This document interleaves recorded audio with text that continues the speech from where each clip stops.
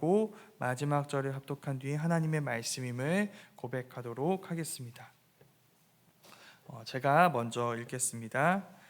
형제들아, 우리가 너희에게 구한 것은 우리 주 예수 그리스도의 강림하심과 우리가 그 앞에 모임에 관하여 영으로나 또는 말로나 또는 우리에게서 받았다 하는 편지로나 주의 날이 이르렀다고 해서 쉽게 마음이 흔들리거나 두려워하거나 하지 말아야 한다는 것이라. 누가 어떻게 하여도 너희가 미혹되지 말라. 먼저 배교하는 일이 있고 저 불법의 사람 곧 멸망의 아들이 나타나기 전에는 그 날이 이르지 아니하리니 그는 대적하는 자라. 신이라고 불리는 모든 것과 숭배함을 받는 것에 대항하여 그 위에 자기를 높이고 하나님의 성전에 앉아 자기를 하나님이라고 내세우느니라. 내가 너희와 함께 있을 때에 이 일을 너희에게 말한 것을 기억하지 못하느냐? 너희는 지금 그로 하여금 그의 때에 나타나게 하려 하여 막는 것이 있는 것을 아나니 불법의 비밀이 이미 활동하였으나 지금은 그것을 막는 자가 있어 그 중에서 옮겨질 때까지 하리라. 그때에 불법한 자가 나타나리니 주 예수께서 그 입의 기운으로 그를 죽이시고 강림하여 나타나심으로 패하시리라. 악한 자의 나타남은 사탄의 활동을 따라 모든 능력과 표적과 거짓 기적과 불의의 모든 속임으로 멸망하는 자들에게 있으리니 이는 그들이 진리의 사랑을 받지 아니하여 구원함을 받지 못함이라. 이러므로 하나님이 미혹의 역사를 그들에게 보내사 거짓 것을 믿게 하심은 진리를 믿지 않고 불의를 좋아하는 모든 자들로 하여금 심판을 받게 하려 하심이라.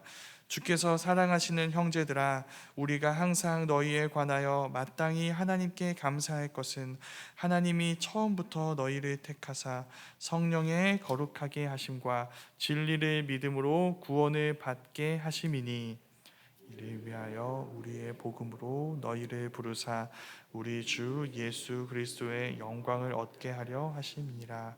그러므로 형제들아, 굳건하게 서서 말로나 우리의 편지로 가르침을 받은 전통을 지키라.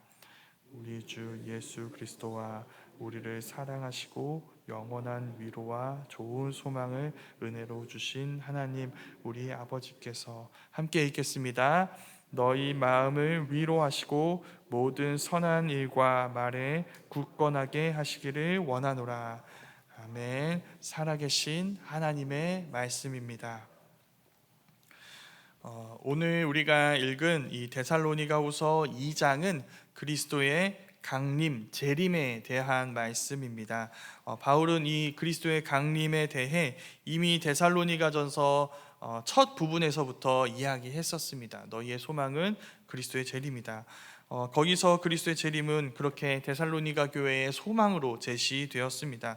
온갖 고난과 지금 핍박 속에 있는 데살로니가 교회가 오늘의 이 고통스러운 현실을 견뎌낼 수 있고 끝까지 믿음을 지킬 수 있는 이유는 그때 그 최종적인 심판과 구원의 날인 그리스도의 강림의 날이 있기 때문입니다.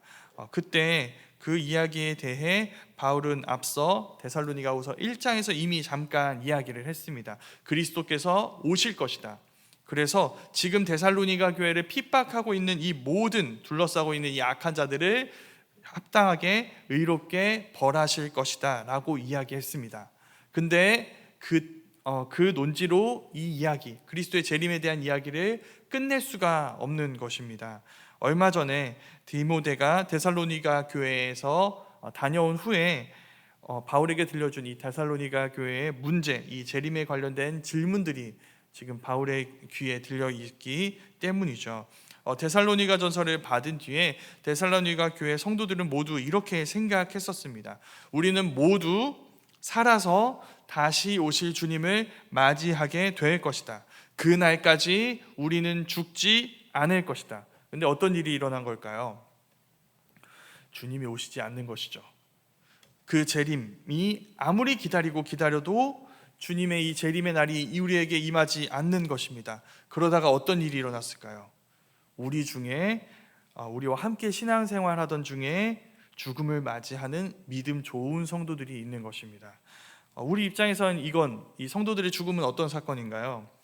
당연히 슬프긴 하지만 천국에 가게 될 거야. 이젠 그 모든 노역을 쉬게 될 거야. 주님 품에 안겨 안식하게 될 거야 라고 생각할 수 있지만 데살로니가 교회 성도들은 그렇지 않습니다. 주의 날이, 이들이 믿고 있는 것은 그것이었습니다. 주의 날이 임하기 전에 우리 모두 죽지 않는다. 그런데 주의 날이 임하기 전에 우리 중 일부가 죽음을 맞이했다는 것은 하나님이 실패했거나 우리가 실패했거나 둘 중 하나인 것입니다. 그것으로 인해 데살로니가 교회가 지금 혼란스러워하고 있습니다. 근데 그때 뭐가 등장할까요? 거짓 교사들이 등장합니다. 이 기회를 놓치지 않고 그들은 혼란 속에 빠져있던 데살로니가 교회에 더 큰 혼란을 야기하고 있는 것입니다. 여러 가지 이야기를 하는 것이죠. 그들이 들었던 것과 좀 다른 이야기들이 많은 것입니다. 그 중에 가장 대표적인 것이 바로 이 주장입니다. 주의 날이 이미 지나갔다는 것이죠. 성도님들은 이렇게 주의 날이 이미 지나갔다라는 주장 들어보신 적 있으신가요? 한 번도 들어본 적 없으시죠? 없으셨다면 지금 들으셨으니까, 자, 주의 날이 이미 지나갔다고 합니다. 선생님들 마음이 어떠신가요? 네, 너무 허무맹랑한 이야기죠. 왜냐하면 주의 날은 어떻게 임할까요? 전 세계 모든 사람들이 볼 수 있는 모습으로 임하게 됩니다. 그러니까 그날이 이미 지나갔다? 말도 안 되는 이야기입니다. 왜냐하면 모든 사람들이 볼 수 있는 그날이 지금 우리에게 보이지 않았고, 그런데 이미 지나갔다는 것은 이건 아무런 근거가 없는 주장이 되는 것입니다. 그런데 이 데살로니가 교회는 좀 다릅니다. 반드시 우리가 살아있을 때 그날이 임하게 될 거야 라는 이 믿음이 기본적으로 이 사람들에게 깔려 있습니다. 그리고 이것을 어떤 것으로도 깰 수 없어요. 그렇다면 나머지 내용들, 이 내용 말고 나머지 내용들을 의심할 수밖에 없습니다. 무엇일까요? 이 내용이죠. 방금 우리가 나눈 내용입니다. 그리스도의 강림, 재림은 모든 사람들이 볼 수 있게 이루어진다. 이게 그렇지 않을 수 있다는 내용으로 변화되는 것입니다. 자, 재림은 영적으로 임할 수 있고 그건 이미 일어났습니다. 다만 너희 데살로니가 교회가 그 대상이 아니었던 것뿐입니다. 이렇게 이야기한 것이죠. 정말인가? 그렇다는 건가? 그럼 우리는 주님의 백성이 아닌 건가? 이렇게 해서 이제 계속 혼란이 걷잡을 수 없이 커지게 된 겁니다. 이런 의심이죠. 내가 하나님의 백성이 아니었던 거 아니야? 내 믿음이 문제인가? 아니, 내 믿음이 아니라 내 믿음의 대상이 문제였던 건가? 그 대상이 누구일까요? 그리스도죠. 내가 그리스도라고 믿고 있었던 그 예수님이 그리스도가 아니었던 거 아니야? 그분의 복음에 대해서 내가 좀 잘못 알고 있었던 거 아니야? 그걸 누가 가르쳤지? 누가 가르쳤죠? 바울이 가르쳤죠. 바울이 거짓 교사 아니야? 이렇게 계속 가는 것입니다. 이 모든 것이 의심스러워지니까 너무너무 혼란스러워하고 있는 데살로니 교회의 이 질문에, 이 혼란에 바울은 우리가 읽은 말씀으로 하나하나 차근차근 답변하기 시작합니다. 일단 이 답변에 대해 살펴보기 전에 이 스토리가 우리에게 주는 메시지가 있습니다. 데살로니가 교회는 좋은 교회입니다. 훌륭한 교회입니다. 그런데 그 좋은 교회도 잘못된 신앙 한 가지를 붙잡고 있게 될 때 어떤 일이 일어날까요? 그 기반 전체가 흔들릴 수 있다는 것입니다. 바울은 데살로니가 교회의 이해대로 너희가 살아있을 때 주의 날이 임할 거야 라고 얘기하지 않았습니다. 그럼 뭐라고 얘기했을까요? 데살로니가 전서 5장 2절 말씀인데 이렇게 얘기했습니다. 주의 날이 밤에 도둑같이 이를 줄을 너희 자신이 자세히 알기 때문이다. 언제 올지 알 수 없습니다. 그럼 어떻게 해야 될까요? 깨어 있어야 합니다. 자, 언제 올지 알 수 없다. 깨어 있어야 한다. 이 말을 듣고 싶은 대로 들었던 것입니다. 주의 날이 오실 것을 주님이 다시 오실 그날이 언제 올지 모르니까 깨어 준비해야 한다. 이게 우리 모두 살아서 주님을 볼 것이다. 주의 날을 볼 것이다 라고 이해되게 된 것이죠. 여기에서부터 온갖 오해들이 이어지고 거기에 거짓 교사들까지 등장해서 이 거대한 혼란이 이루어진 것입니다. 그래서 돌아봐야 할 것이 있습니다. 우리가 자주 이야기하는 말이지만 사실 우리에게 별다른 변화를 일으키지 않는 말 중에 말씀으로 돌아가자라는 말이 있습니다. 이 문장은 어떤 문장으로 이해되곤 하냐면 그냥 우리에게 익숙하고 우리가 이해해 오던 그 방식대로 말씀을 이해하자라는 말로 이해되곤 합니다. 그럼 지금 데살로니가 교회에게 바울이 말씀으로 돌아가자라는 말을 했을 때 데살로니가 교회는 어떤 식으로 받아들인 걸까요? 이 경우가 바로 제가 방금 말씀드린 이 경우입니다. 깨어 있어라 이 말씀으로 돌아간 게 아니라 우리가 죽기 전에 주님이 오실 것이다 이 말로 돌아가게 되는 것입니다. 그래서 말씀으로 돌아가자라는 말은 어떤 이야기로 어떤 내용으로 이해되어야 할까요? 우리가 말씀을 바르게 알고 있는지 이해하고 있는지 점검하자 여기로 돌아가야 합니다. 우리에게 익숙할지 모르지만 혹 잘못된 말씀에 대한 이해가 있다면 그것을 바로 잡아야 됩니다. 거기서부터 회복이 시작될 수 있는 것이죠.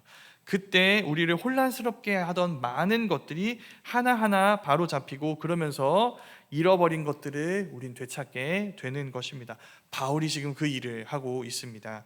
오늘 말씀에서 먼저 이렇게 이야기합니다. 출처가 불분명한 모든 주장에 흔들리지 말라. 자, 그 예시로 든 내용을 보면 이것입니다. 데살로니가 교회가 여러 가지 어떤 주장을 듣고 있는지를 이 말씀으로 알 수 있는데 이런 겁니다. 영으로나 말로 우리가 계시를 받았다라고 주장하는 사람들이 있습니다. 혹은 심지어 바울 일행에게 편지를 받았다 그 내용이다라고 하면서 거짓을 이야기하는 사람들이 있습니다. 바울이 그 모든 얘기를 듣지 말라고 이야기합니다. 왜 그럴까요? 지금 그렇게 데살로니가 교회에 말하고 있는 이런 많은 사람들 중에 바울이 했던 그 이야기를 다시 들려준 자들이 아무도 없기 때문이죠. 거짓 교사들은 심지어 바울 일행이 준 편지다라고 하면서 바울 일행의 이름까지 들먹이면서 이 거짓을 이야기하고 있는 것입니다. 그래서 바울이 모든 것을 바로 잡습니다. 자, 그는 주의 날이 오기 전에 먼저 있어야 하는 일들이 있다고 이야기해 줍니다. 자, 이걸 봐야 하는 것이죠. 이게 무엇인가? 먼저 배교입니다. 많은 사람들이 신앙을 버리고 떠날 것입니다. 이 일이 먼저 일어나게 될 거예요. 두 번째, 불법의 사람 곧 멸망의 아들이라는 자가 등장하게 될 것입니다. 그 이후에야 주의 날이 임하여 그 멸망의 사람이라는 이름과 같이 그 불법의 사람이 심판을 받게 되는 것이죠. 그럼 우리의 관심사는 뭐에 있을까요? 이 사람이 누구인가? 여기에 달려 있겠죠. 이 사람의 정체성이 무엇인가? 이 사람은 누구일까요? 이 불법의 사람, 그의 진짜 이름과 국적과 외모와 생김새는 어떨까요? 그게 우리에겐 굉장히 중요할 것 같지만 이렇게 불법의 사람을 어떠한 사람으로 특정하는 건 사실 이 말씀의 의도가 아닙니다. 그게 목적이었다면 가르쳐 줬을 거예요. 아, 이 사람 이렇게 생겼다. 어느 나라 사람이다. 이런 말을 할 것이다. 뭐 이런 이름을 가졌을 것이다. 이런 얘기들을 해 주었을 텐데 그걸 이야기하지 않습니다. 오늘 말씀이 얘기해 주는 것은 그의 이름 대신에 그의 행위입니다. 그는 어떤 존재냐면 이런 존재입니다. 이렇게 나와 있습니다. 그는 하나님의 성전에 앉아서 자기를 하나님이라고 내세우는 자입니다. 자, 성전 안에 있어서 하나님을 섬기는 것 같지만 하나님을 섬기지 않습니다. 하나님을 제거합니다. 그리고 스스로를 하나님이라고 주장합니다.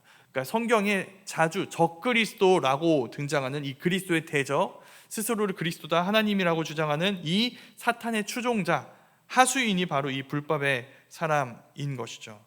아직 주의 날이 임하지 않았습니다. 우리가 알고 있죠. 자, 그 말은 무슨 뜻일까요? 아직 그 사람이 등장하지 않았다는 뜻입니다. 그런데 성도들 자주 보시죠? 그런 적그리스도 같은 사람들이 있을까요? 없을까요? 있습니다. 지금도 스스로를 그리스도다, 내가 그리스도다, 내가 하나님이다 라고 말하는 존재들이 굉장히 많습니다. 그럼 그건 어떻게 이해해야 할까요? 그 다음 문장을 통해서 이해할 수 있습니다. 자, 불법에 사람은 등장하지 않았습니다. 그런데 불법의 비밀은 활동 중이라고 이야기합니다. 이 불법의 사람이 이루고자 하는 이 불법은 이미 은밀하게 활동하고 있는 것이죠. 그 증거 중에 하나가 지금 이 데살로니가 교회가 겪고 있는 혼란입니다. 수많은 거짓 교사들이 등장해서 데살로니가 교회를 혼란스럽게 하고 있죠. 그리고 그러다가 지금 우리에게도 해당되는 말씀입니다. 그러다가 마침내 불법의 사람, 그 적그리스도가 등장하게 된다면 어떤 일이 일어나게 될까요? 불법의 비밀이 이젠 비밀이 되지 않을 것입니다. 완전히 불법으로 이 세상이 가득 차게 될 것입니다. 그리고 그를 은밀하게 따르던 불법의 사람들 역시도 등장하게 되어서 세상은 진짜 더할 수 없이 어두워지는 것이죠. 그리고 바로 그때 그리스도께서 다시 오실 것이며 심판하시는 주의 날이 임하게 될 것입니다. 자, 이 말씀이 우리에게 주는 것은 두 가지입니다. 절망과 소망을 주고 있어요. 자, 이 세상은 어떻게 될까요? 성도님들, 점점 더 어두워질 것입니다. 계속 어두워질 것입니다. 불법의 비밀이 더 활동하게 될 것입니다. 그게 절망이죠. 그렇게 해서 적그리스도가 마침내 등장해서 너무너무 어두워지는 이 가장 어두운 시간에, 정말 아무것도 남아있지 않은, 밝은 것이 아무것도 없는 것 같은 그 어둠의 순간에 어떤 일이 일어난 걸까요? 그 모든 어둠을 몰아낼 가장 밝은 빛이 등장하게 되는 것입니다. 그게 우리의 소망인 것이죠. 이 말을 통해서 바울이 하는 이야기는 이것입니다. 우리가 방금 살펴본 말씀입니다. 말씀으로 돌아가라, 깨어 있어라 라는 말씀인 것이죠. 불법의 비밀을 따라 활동하는 수많은 사람들 속에서도 마침내 저 불법의 사람이 등장해서 칠흑 같은 어둠이 온다 할지라도 깨어 올바른 믿음을 지키라는 것입니다. 자, 이 말을 하는 지금 바울의 마음은 어떨까요? 가벼울 수는 없습니다. 왜냐하면 지금 데살로니가 교회에 혼란이 있기 때문이죠. 모든 상황이 적대적이고 위협적입니다. 그들로부터 교회를 지켜내야 합니다. 이미 복음을 전했지만 그래서 다시 복음을 전하고 있는 것이죠. 그런데 바울이 절망하지는 않습니다. 감사하다고 이야기하죠. 데살로니가 전서에서 첫 인사말을 쓸 때도 감사하다고 이야기했었습니다. 이유가 무엇일까요? 지금의 데살로니가 교회를 만드신 분이 하나님이시기 때문입니다. 그렇다면 하나님이 그들을 지키실 것입니다. 데살로니가 교회여, 하나님이 너희 가운데 일하셨고 일하시고 계시며 일하실 것이다. 끝까지 너희를 지켜낼 것이다. 그 하나님을 의지하고 깨어 있어라. 주님이 다시 오실 것이다. 이렇게 얘기하는 것입니다. 그게 오늘 말씀의 결론입니다. 하나님이 주신 모든 명령이 버겁게 느껴지는 순간들이 있습니다. 그때 성도님들은 기억하셔야 합니다. 하나님이 이 모든 일들을 시작하셨습니다. 그리고 끝도 하나님이 맺으실 것입니다. 그러니 우리는 무엇을 해야 할까요? 말씀으로 돌아가야 합니다. 깨어 주님을 기다려야 합니다. 그것으로 언제나, 이런 모습으로 언제나 하나님께 우리 자신을 맡겨야 하는 것이죠. 하나님께 모든 것을 맡겨야 한다. 이 고백은 우린 아무것도 하지 말아야 한다, 아무것도 하지 말아야지, 이런 고백이 아닙니다. 자, 하나님께 나를 맡긴다는 것은 어떤 고백이냐면 거짓 교사들에게 나를 맡기지 않겠다는 고백입니다. 그들의 손에 내 영혼을 맡기지 않는다. 그들의 거짓 가르침에 나를 맡기지 않는다는 것이죠. 네, 그들의 손에 성도님들의 영혼을 맡기지 마십시오. 말씀으로 돌아가서 우리가 바르게 아는 그 복음을 굳건하게 붙잡고 주님을 사모함과 갈망함으로 깨어 주님을 기다리며 주님을 따르고 닮아가는 그 복음에 합당한 삶을 살아가시기 바랍니다. 주님이 그런 우리의 커다란 위로와 영원한 소망이 되어주실 것입니다. 가장 큰 절망의 순간에 가장 큰 소망이신 주님이 오실 것입니다. 그 모든 어둠의 순간과 그 어둠의 순간을 지나 빛의 순간을 맞이하기까지 우리가 끝까지 깨어 주님의 말씀을 붙들고 주님을 기다릴 수 있기를 간절히 소망합니다. 아멘. 우리 들은 말씀을 기억